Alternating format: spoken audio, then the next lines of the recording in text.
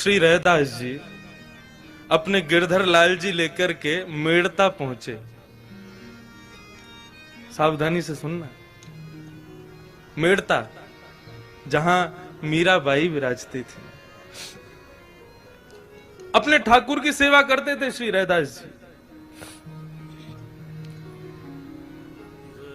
और सेवा करने के बाद में फिर प्रवचन करते, समस्त गांव के लोग आकर के श्रवण करते। मीराबाई की माताजी जाती थी कथा सुनने। एक दिन मीराबाई बोली हम भी चलें कथा सुनने। माताजी बोली तू अभी छोरी है, अभी तू नेक्सी सी लाली है, तू कथा कहां समझेगी, तू रहने दे। मीराबाई बोली हमारो घर मन ना लगे, आप हमें संगी ले चलो। तो माताजी मीराबाई को संग लेकर के आ गए। अब मीराबाई प्रवचन सुन रही थी। प्रवचन सुनते ही उनकी दृष्टि पड़ी, पीछे विराज रहे हैं श्री गिरधर लाल, गिरधर गोपाल। मीराबाई ने जैसे ही उनको देखा, देखते ही मन में यह भाव उत्पन्न हुआ कि इनको तो शायद मैं जानती हूं, मेरा इनसे परिचय है। अपनी मां से पूछने लगी, मां ये कौन है, ये जो पीछे बाकी अदा में खड़े हैं, एक भुजा ऊपर करके खड़े हैं, ये कौन है? बोले ये बाबा के अर्चावतार हैं, ये बाबा के सेव्य ठाकुर जी हैं। मीराबाई बोली आप जरा इनको नाम पूछो ना, इनको नाम कहा है? बोले अब कहा करे तू बाबा करे ना। बोले नहीं मोकू कछु आभास है रहे है, आपने पूछो तो सही। मीराबाई की माताजी ने रैदास जी से पूछा, बाबा हमारी लाली जिज्ञासा कर रही है, आपके ठाकुर जी को नाम क्या है? रैदास जी बोले गिरधर गोपाल। गिरधर गोपाल सुनते ही मीराबाई का हृदय का मयूर नृत्य करने लगा। रैदास जी के चरणों में प्रणाम किया और कहने लगी, आप इनको ये नाम गिरधर गोपाल कैसे पड़ा, मुझे बता सकते हैं? रैदास जी बोले इंद्र का मान बढ़ गया था, ब्रजवासी इतनी सेवा करते थे, तो उसके मान को घटाने के लिए और ब्रजवासियों की सेवा सद वस्तु को प्राप्त हो, सद स्थान पर लगे, उसके लिए श्री बालकृष्ण प्रभु ने नख पर धार लियो गिरिराज, नाम गिरधारी पायो है। जैसे नख पर गोवर्धन पर्वत धारण किए, सोई इनको नाम गिरधर गोपाल पड़ गए।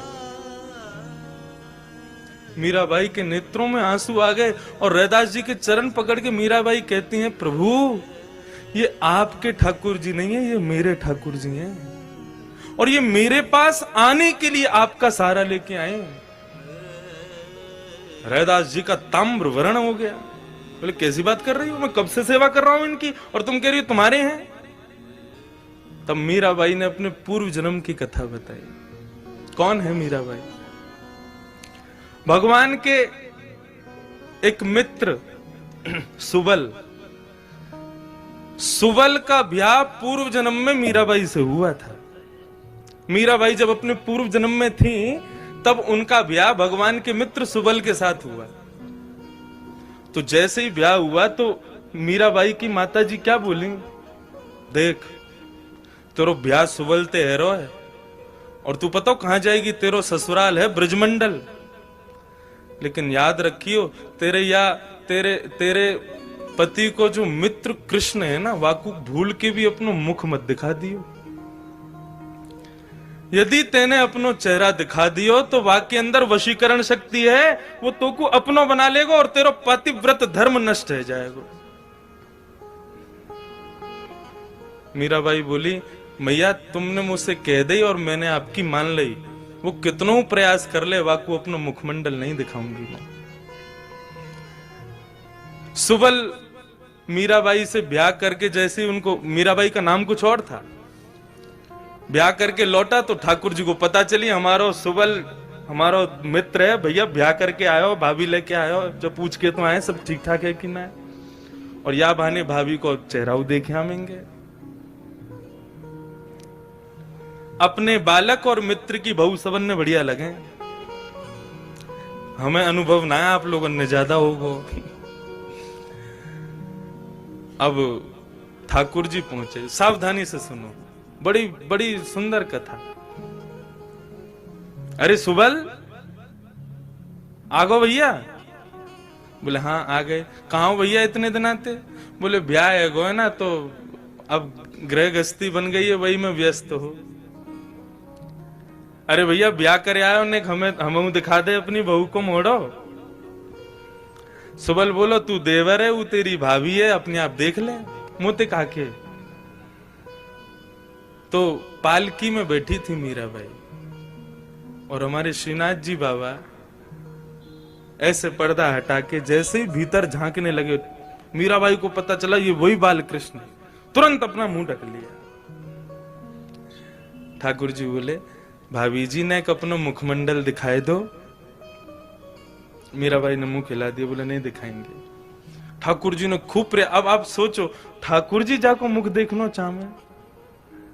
मीराबाई ने खूब मना किया, बोले हम अपना मुख नहीं दिखाएंगे। भगवान बोले ठीक है, तू को बहुत गुमान है ना अपने चेहरा पे, तू को श्राप दे रहा हूं मैं। एक दिन तू जिस स्वरूप को तू अपना चेहरा नहीं दिखा रही है ना, यही स्वरूप की प्राप्ति के लिए तड़पेगी तू, और मेरा दर्शन नहीं हो पाएगा तू को। और ऐसा कह के ठाकुर जी वहां से चले गए। और जब वो समय आया, जब इंद्र का मान भंग करने के लिए श्री बाल कृष्ण प्रभु ने अपनी इकन्नी उंगली पर जैसे ही गिरिराज पर्वत धारण किए, समस्त ब्रज के ब्रजवासी वहां पर खड़े थे। जैसे ही मीराबाई वहां पहुंची और भूल से ठाकुर जी को अपने नेत्रों से देख लिया, देख करके आज मीराबाई के नेत्र सजल हो गए। और सजल होते ही मीराबाई आज अपनी मां को कोसती है, बोले मैया तेने कैसी सीख दी मुख को, इनसे मुख छुपावे को आज्ञा करी तेने। ठाकुर जी को बार बार देखना चाहे, लेकिन श्राप के कारण बार बार ठाकुर जी दिखते ही धुंधले है जाए। मीराबाई ने दोनों हाथ जोड़े और बार बार प्रणाम करे, बोले प्रभु मुझको क्षमा कर दो, अपना स्वरूप दिखाओ। ठाकुर जी के हृदय में भाव प्रकट भयो, तब मीराबाई को आज्ञा करी तू चिंता मत कर, अब या जन्म में तो तू को मेरा दर्शन होगा ही ना, लेकिन हाँ अगले जन्म में तू मीरा बन के आवेगी, तब एक संत के यहाँ गिरधर गोपाल रूप धारण करके मैं तेरे पास आऊंगा, तब तो को मेरा स्वरूप दिखेगा। आज मीराबाई ने ये कथा सुनाई, लेकिन रैदास जी ने मानी नहीं। बोले वर्षों से सेवा कर रहा हूं मैं, कैसे दे दूं तुमको।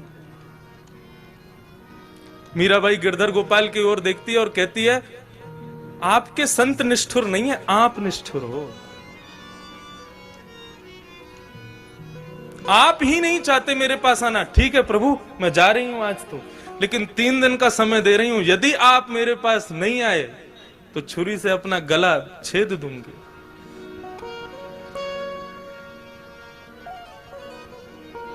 चली गई मीराबाई।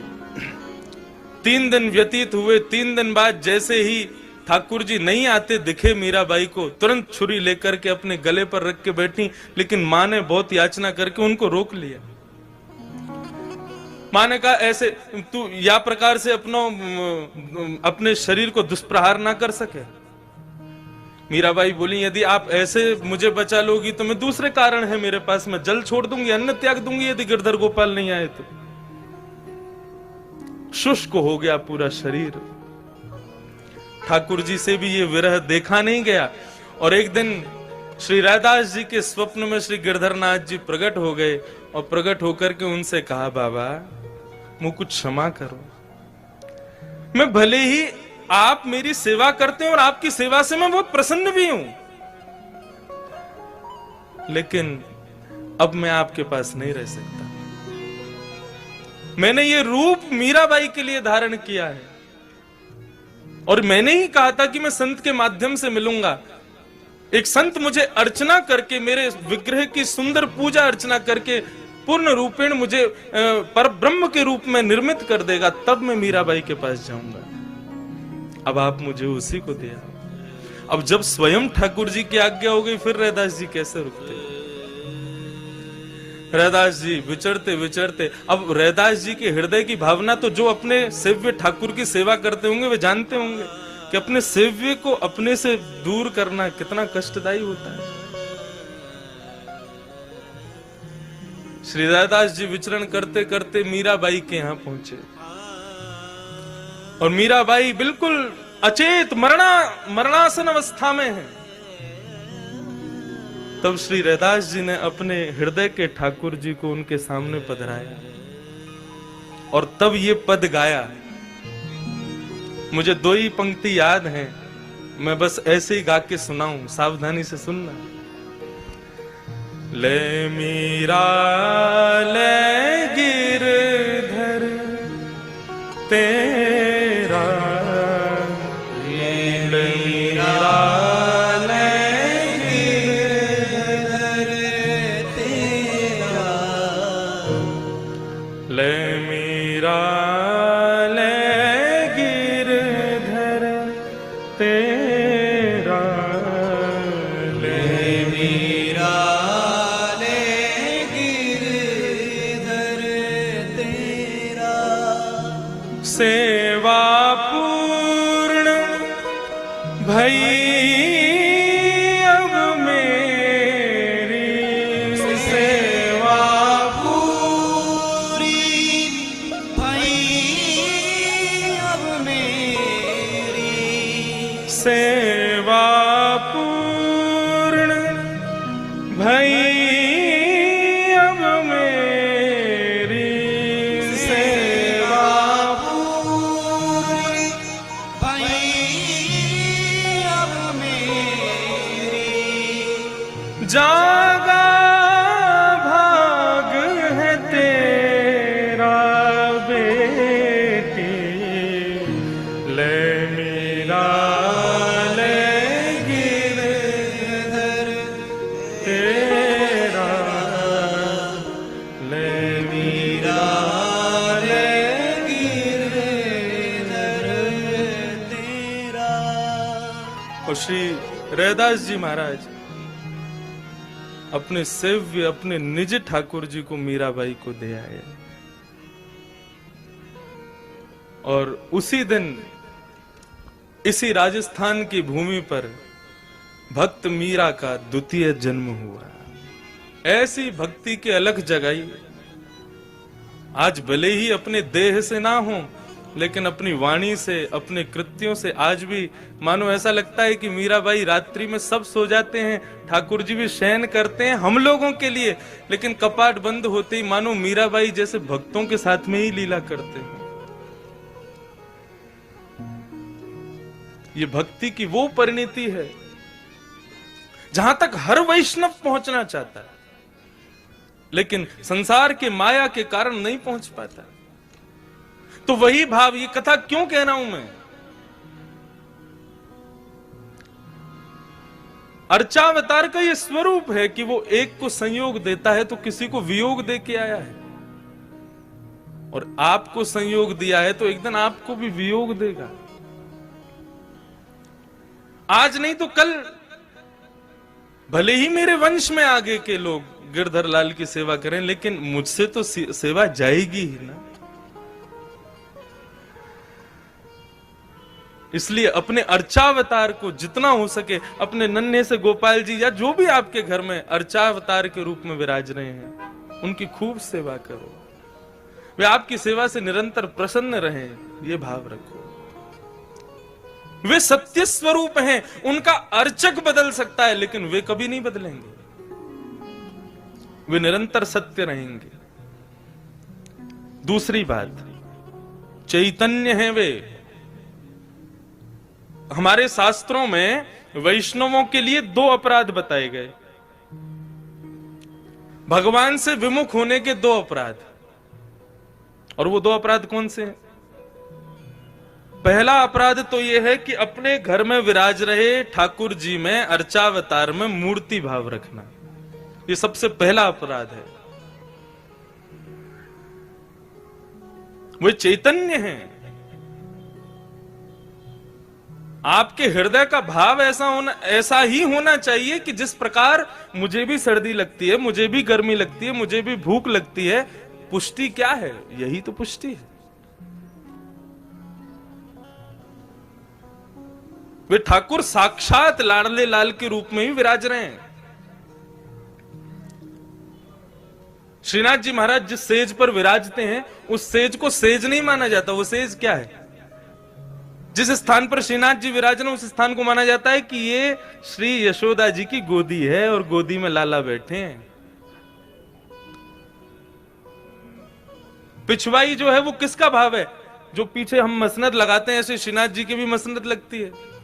ठाकुर जी भी पीछे अपने पिछवाई तो रखते हैं सहारे के लिए, तो उसको हमारी दृष्टि में तो वो दिखेगा कि ठाकुर जी सहारा ले रहे हैं, लेकिन वो भाव क्या है? बोले ये यशोदा जी का पेट है। जैसे बालक गोद में बैठता है ना, पीछे कमर लगा के मैया के, ऐसे ठाकुर जी बैठे हैं। ये सब भाव ही तो हैं। और भाव ये स्थित हो जाए तो वहां वास्तव में ऐसा ही लगेगा कि यशोदा जी बैठी और यशोदा की गोद में लाला बैठे। लेकिन भाव नहीं हो तो बस ये लगेगा कि अब ऊपर भुजा करके और ठाकुर जी ऐसे बस श्रीनाथ जी के रूप में बैठे हैं।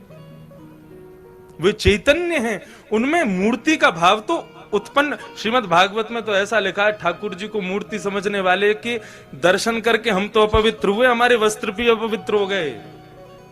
वे साक्षात लाला हैं, साक्षात गोपाल जी, वे चैतन्य हैं। अपने घर के ठाकुर की भी आप सेवा करें तो यही भाव रखें कि वे चैतन्य हैं। उनको भी सर्दी लगती है, उनको भी गर्मी लगती है। अब ऐसी सर्दी में दिल्ली में वृंदावन में लोग सेवा तो करते हैं, ठाकुर जी को जड़ेदार कपड़े पहनाते हैं, उनको भी तो चुभता होगा। आपका भाव नहीं है इसलिए आपने कुछ भी पहना दिया है। यदि भाव होगा तो आप पहले से विचार करोगे, नहीं ठाकुर जी को ये नहीं पहनाना, ठाकुर जी को ऐसे नहीं पहनाना। चैतन्य, वे चैतन्य हैं, उन्हें भी अनुभव होता है। बड़ी प्रसिद्ध कथा, एक व्यास जी कथा कर रहे थे और करते करते बोले कि मैया ने ठाकुर जी को उखल से बांध दिया, भैया अब समय पूरा हो गया, कथा कल से कहेंगे। रात में व्यास जी अपने भोजन प्रसाद करके जैसे सोए, चोर पूरा घर चोरी करके ले गए। व्यास जी को छोड़ गए और व्यास जी के छोटे से गोपाल जी को छोड़ गए। सुबह सुबह व्यास जी उठे, उठ करके जैसे ही देखा तो पूरे घर में कुछ बचा ही नहीं, बर्तन भी ले गए चोर। सब जगह घूम घाम करके अपने गोपाल जी को देखा तो गोपाल जी बैठे बेचारे, उनका सिंहासन भी ले गए। व्यास जी गोपाल जी के सामने बैठे और बैठ करके बोले, गला फाड़ फाड़ करके आपकी कथा सुनाते हैं पूरे विश्व को, सदैव आपकी सेवा करते हैं, आपके लिए भोग बनाते हैं, घर में कोई भी सामग्री आए पहले आपको प्रदान करते हैं। इतने परिश्रम से घर बनाया, सब सामग्री इकट्ठी करी, और कल रात को क्या थोड़ा सा थक के गहरी नींद में सो गया तो मेरी रक्षा भी नहीं की आपने। वैसे पूतना को मार दिया 6 दिन की उम्र में, अघासुर बकासुर धेनुकासुर सबको मार दिया। इतनी सामर्थ्य तो आप में 7 वर्ष की उम्र में ही आ गई। और जो व्यास आपकी वर्षों से सेवा कर रहा है, उसकी एक दिन बस थोड़ा सा, मैं किसी को बता थोड़ी रहा था, एक दिन मेरी रक्षा कर लेते, सब सामग्री बच जाती, क्या बिगड़ जाता आपका। तो जब इस भाव से बात की, आपके भीतर चैतन्यता आ जाए, आप ठाकुर जी से बोलने लग जाओ, तो वास्तव में आपको लगेगा ठाकुर जी उत्तर दे रहे हैं। जब वो व्यास जी ऐसे बात करने लगे तो लड्डू गोपाल बोल पड़े, हमें काय को डांट रहे हो, हमारी गलती थोड़ी है। व्यास जी बोले, आपकी गलती नहीं है तो नहीं, गलती तो हमारी है जो हम आपकी सेवा करते हैं। ठाकुर जी बोले, देखो हम पे गुस्सा मत करो, हमारी गलती नहीं है, गलती जिसकी हो उसको डांटना चाहिए, बिना अपराध के किसी को दंड नहीं देना चाहिए।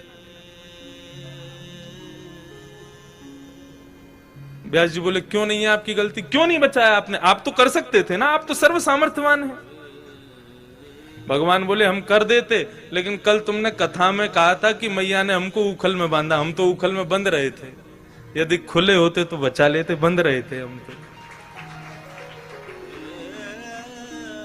कहने का अभिप्राय, व्यास जी ने गोद में ले लिया ठाकुर जी को, हृदय से लगा लिया। आपका भाव स्थापित हो, वो चैतन्य स्वरूप है। एक वैष्णव नवनीत प्रिया जी गोपाल जी की सेवा करता था, लेकिन उसके घर में इतनी दैन्यता थी कि एक बार का भोजन ही 3 बार में पाया जाता था, दोबारा बनाने की सामग्री नहीं इकट्ठी हो पाती थी।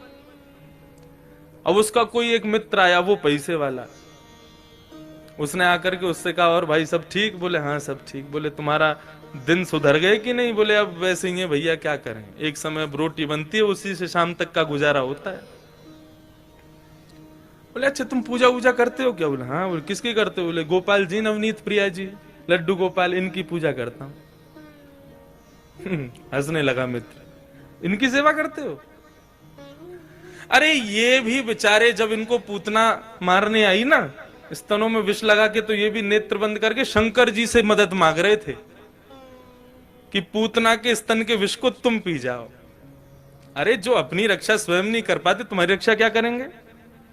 इनसे बड़े शंकर जी हैं, शंकर जी को लिया तुम, उनकी सेवा शुरू कर दो। अब बेचारा मरता क्या नहीं करता, सब कर लेते हैं। शंकर जी ले आया दूसरे दिन, और नवनीत प्रिया जी, लड्डू गोपाल जी को दूर एक जगह टेबल पे बिठा दिया। बोले तुम्हारी सेवा अब हो गई, तुमने तो कुछ किया नहीं, अब इनकी करेंगे हम। अब शंकर जी की पूजा उसने शुरू कर दी। खूब रुद्राष्टाध्यायी से अभिषेक आदि सब करने के बाद में अगरबत्ती जला करके और त्रिपुंड लगा लिया। पहले तो ऊर्ध्वपुंड लगा रहा था, अब त्रिपुंड लगा करके ओम नमः शिवाय जप करने लगा। अब जैसे ही आंख खोल के देखा तो जो उसने अगरबत्ती जलाई थी उसका धुआं उड़ करके गोपाल जी के पास जा रहा था। अब वो धुआं है, वो तो कहीं भी जा सकता है। अब जैसे ही गोपाल जी के चारों तरफ उसने धुआं देखा तो ठाकुर जी के पास जाके क्या बोलता है, इतने वर्षों से सेवा कर रहा था, तब तो मेरी नहीं सुनी, आज दूसरे किसी को ले आया तो चिढ़ के मारे उसकी अगरबत्ती भी खुद ही सूंघ रहे हो। और ठाकुर जी को बोला तुमको यहां बैठने ही नहीं दूंगा, अलमारी में बंद करूंगा। जैसे ही ठाकुर जी को इस भाव से उठाया, ठाकुर जी प्रकट हो गए वहां पर, चरणों में गिर पड़ा। बोले महाराज आपने आज तक मुझे दर्शन नहीं दिए, शंकर जी के आती दर्शन कैसे हो गए? बोले देख ये भेद बुद्धि मत रख, मुझ में शंकर जी में कोई भेद नहीं है, और शंकर जी आए इसलिए दर्शन दिए ऐसा भी नहीं है। तो बोले क्यों किए, फिर क्यों दिए दर्शन आज आपने? बोले कल तक तुझे ये नहीं लगता था कि मेरी नांग सूंघती भी है, कल तक तुझे ये नहीं लगता था कि मुझे भी जलन हो सकती है, लेकिन आज तेरे भीतर ये भाव आया कि मैं चैतन्य हूं, ये अगरबत्ती मैं भी सूंघ रहा हूं, मुझ में भी एक जलनशीलता आई है, मतलब मैं साधारण मूर्ति नहीं, मैं चैतन्य हूं। जब तेरे हृदय में ये भाव आया तो मैं पीछे क्यों हटूं, मैं भी प्रकट हो गया, मैं भी क्यों मूर्ति तक रहूं? जब तू ही मुझे इतना ऊपर पहुंचा चुका है तो मैं भी प्रकट हो गया। तो ठाकुर जी का दूसरा स्वरूप भागवत कहती है चैतन्य। उनमें सदैव वही भाव रखो, ये चैतन्य है। एक बार को मंदिर में विराज रहे ठाकुर में हमारी चैतन्यता का भाव रहता है कि नहीं ये ठाकुर जी हैं, इनके सामने बेल्ट नहीं पहननी, इनके सामने जींस नहीं पहननी, इनके सामने ऐसे नहीं जाना। लेकिन अपने घर के ठाकुर के सामने भी हम लोगों के अंदर चैतन्यता का भाव तो रहता नहीं। 2 दिन के लिए उदयपुर में महाराज किसी का ब्याह हो रहा है हमारे परिवार में, और 2 दिन के लिए जाना है पूरे घर को। 80-80 हजार रुपए के सबने कपड़े बनवाए अपने, सब लोग जाएंगे ठाकुर जी के आगे मिश्री रख जाएंगे। बोले हम तो जा रहे हैं उदयपुर, वहीं ब्याह में रहेंगे, थोड़ा आनंद करेंगे, आप मिश्री का भोग लगाओ। तुम रह लोगे 2 दिन मिश्री पे? नहीं रह सकते। सब लोग इधर देखो, सावधानी से एक बात बता रहा हूं मैं, इस बात को समझ लेना। ये 24 अवतार तो ठाकुर जी के हैं ही हैं, ये 25वां अवतार जो अर्चा अवतार है, ये ठाकुर जी ने क्यों धारण किया? हमारे घर में ठाकुर जी अपनी सेवा कराने के लिए क्यों पधारे?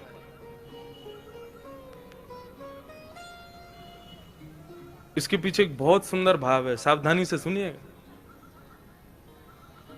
पूज्य गुरुदेव भी बैठे, उनसे भी निवेदन। दास के मन में ठाकुर जी की सेवा करते हुए एक भाव आया, तो मेरी इच्छा हुई कि मैं उस भाव को कहूं कि ठाकुर जी सबके यहां सेवा कराने के लिए हर घर में क्यों विराज रहे हैं। आप पूरे नाथद्वारा को देख लो, हर घर में ठाकुर जी का चित्रपट ही सही विराज रहा होगा। वृंदावन तो प्रसिद्ध है, घर घर तुलसी ठाकुर सेवा, दर्शन गोविंद जी को, अलीरी मोहे लागे वृंदावन नी को। क्यों विराज रहे हैं ठाकुर जी हम सबके घर में? देखो, हम लोग जब वैकुंठ जाएंगे जाएंगे तो है, कोई रोक तो रहा नहीं हमको। एक ना एक दिन सबको जाना है वहां पर। तो यदा कदा हमारे द्वारा किए गए कृत्य के कारण यदि हमें कभी वैकुंठ के अलावा भी लोगों का दर्शन करना पड़ गया, मानो जैसे नरक का दर्शन हो गया या स्वर्ग का दर्शन करना पड़ गया, और उस पश्चात वहां पर बताया गया तुमने ये अपराध किया था इसलिए तुमको ये करना पड़ा, तो हम ठाकुर जी से शिकायत करने लग जाएंगे। प्रभु आपकी इतनी अर्चना करते हैं, इतनी सेवा करते हैं, इतनी पूजा करते हैं, इतना आपका नाम गुणगान करते हैं, उसके बाद भी हमारे जीवन में दुख, उसके बाद भी हमारे जीवन में कष्ट, उसके बाद भी हमारे जीवन में कभी सुख की अनुभूति नहीं, और उसके बाद भी जब हम संसार छोड़ के आए तो नरक का दर्शन। शिकायतें दुनिया भर की हम ठाकुर जी से करने लग जाएंगे। आपने ये नहीं किया, ये नहीं किया, ये नहीं किया, हम ठाकुर जी से शिकायतें करेंगे। भगवान बोले ये मुझसे शिकायत करे उससे पहले इसके यहां अर्चावतार रूप धारण करके बैठ जाओ इसके घर में। क्यों? बोले कभी ना कभी ये भी तो अपराध करेगा। सर्दी में कभी मुझे ठंडे जल से नहला देगा, भयंकर सर्दी में कभी मुझे हो सकता है पतला वस्त्र पहना दे, मुझे ठंडी लगे उससे। भयंकर गर्मी में खुद तो एसी में बैठेगा, मुझको पंखा भी नहीं चलाएगा, बिजली का बिल बढ़ जाएगा, मंदिर का पंखा बंद ही रहने दो। ये सारे अपराध ये करेगा मेरे साथ में, लेकिन मैं कभी शिकायत नहीं करूंगा। क्यों? हिसाब बराबर करने के लिए आया हूं। तुझे शिकायत करने योग्य छोड़ूंगा नहीं मैं। तुम भगवान से कुछ कह नहीं सकते कि भाई आपने ऐसा क्यों नहीं किया, आपने ये दुख क्यों किया। भगवान बोले तेरी शिकायत पूरी हो गई, अब मैं करूं शिकायत। भोग बनाते समय सब्जी देख करके भोग लगने से पहले ही तेरा मन ललचा गया था। एक बार भयंकर सर्दी में एक बार मुझे कहीं लेके जा रहे थे, बद्रीनाथ गए थे, मुझे इतना पतला वस्त्र पहनाया, मुझे सर्दी लगी, मैंने कभी शिकायत की तुमसे? तो मनुष्य की जितनी भी शिकायतें हैं उनका हिसाब बराबर हो जाए, उसके लिए ठाकुर जी अर्चावतार लेके आए कि आप ठाकुर जी से कुछ कह ना सको। यदि आपने कहा तो फिर ठाकुर जी कहेंगे। कितना भी प्रयास कर लेना, कितनी भी कोशिश कर लेना, अर्चावतार में एक ना एक अपराध तो हम करते ही हैं, लेकिन ठाकुर जी कभी कुछ नहीं कहते। तो वे चैतन्य है। और ठाकुर जी का तीसरा स्वरूप है आनंदम परमानंदम। ठाकुर जी आनंद स्वरूप है। श्रीनाथ जी का स्वरूप परमानंद प्रदान करता है। हमारे बाल कृष्ण प्रभु ने दुनिया भर के रूप धारण किए, कहीं पर बांसुरी बजा रहे हैं, श्री राधा वल्लभ जी में रोज ब्याह कर रहे हैं, बिहारी जी में नित्य मनोरथ कर रहे हैं, श्री गोपीनाथ गोविंद देव जयपुर में विराज रहे हैं, उनके भी अलग अलग रूप।